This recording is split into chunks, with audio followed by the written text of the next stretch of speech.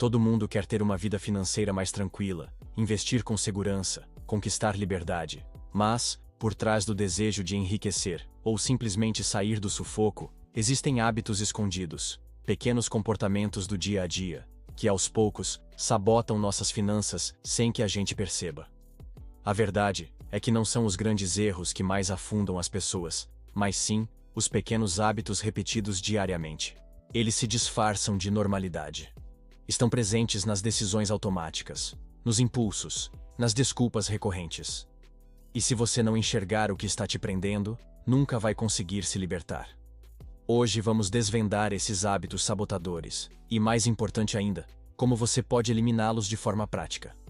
Então respira fundo, e se permita enxergar com sinceridade o que está te impedindo de avançar. Vamos começar com o primeiro vilão, o hábito de ignorar suas finanças. Muita gente vive como se o dinheiro fosse um assunto secundário, como se não pensar nele fosse uma forma de evitar estresse. Mas ignorar as finanças é como dirigir um carro com os olhos fechados. Pode parecer mais confortável no começo, mas inevitavelmente leva ao desastre. Você não precisa se tornar um especialista em economia, mas precisa assumir o volante da sua vida financeira. Isso começa com o hábito de olhar para os seus números. Saber quanto você ganha, quanto gasta, onde estão os vazamentos. Criar o hábito de acompanhar suas finanças semanalmente, nem que seja por 10 minutos, já é um divisor de águas. O segundo hábito sabotador é o consumo por impulso.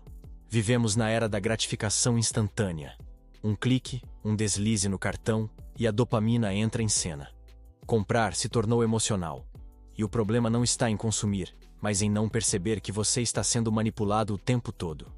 Eliminar esse hábito começa com um pequeno truque: o prazo de espera. Antes de comprar algo não essencial, espere 48 horas. Se a vontade persistir, talvez valha a pena. Mas você vai se surpreender com a quantidade de desejos que desaparecem só por ter dado tempo ao seu cérebro racional entrar na conversa. O terceiro hábito que sabota suas finanças é viver no modo reativo. Isso acontece quando você não tem um plano, não tem metas claras e vai apenas reagindo aos boletos, aos imprevistos, ao mês que passou. É como viver num eterno estado de emergência. E o pior, isso esgota sua energia mental e emocional. O antídoto? Criar um plano simples. Estabelecer metas mensais. Saber para onde seu dinheiro deve ir antes que ele desapareça. Isso muda tudo. Porque quando você tem um objetivo, você se sente no controle. E quando se sente no controle, passa a fazer escolhas mais conscientes. Agora, vamos falar de um sabotador silencioso. O auto-engano. Frases como: mês que vem eu começo. Esse gasto não vai fazer diferença. Todo mundo faz isso. São mecanismos que usamos para justificar comportamentos que sabemos que estão nos prejudicando. A mente humana é mestre em racionalizar decisões ruins. O caminho para eliminar isso começa com o desenvolvimento da autoconsciência. Ter um momento por semana para refletir sobre seus comportamentos financeiros. Perguntar: essa escolha me aproxima ou me afasta do que eu quero? Pode parecer simples, mas essa pergunta tem o poder de virar chaves internas profundas.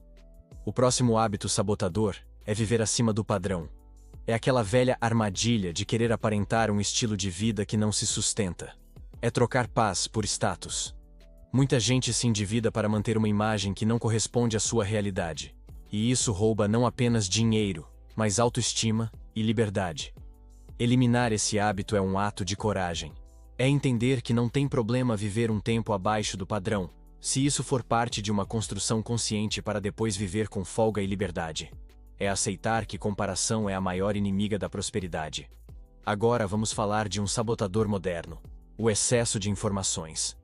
Você pula de um vídeo para outro, de um influenciador para outro, começa a seguir 1000 dicas diferentes, e no final do dia, não aplica nada. Informação sem ação é só mais uma forma de se enganar. O hábito de consumir sem aplicar precisa ser quebrado com foco. Escolha uma estratégia, um plano simples, e foque nela por 30 dias. O progresso financeiro não vem da quantidade de conselhos, mas da consistência em aplicá-los. Outro hábito que sabota sua vida financeira é não investir em si mesmo. Muita gente acredita que só pode começar a investir quando sobrar. Mas nunca sobra, porque não se trata de sobrar. Trata-se de priorizar. A forma mais segura de enriquecer no longo prazo é investir em conhecimento, em habilidades, em mentalidade. Reserve uma parte do que você ganha para se tornar uma pessoa mais valiosa. Isso não é gasto, é multiplicação. Cada livro lido, cada curso estudado, cada nova competência adquirida tem retorno exponencial. E agora, talvez o mais comum de todos: a procrastinação. Você sabe o que precisa fazer, mas adia.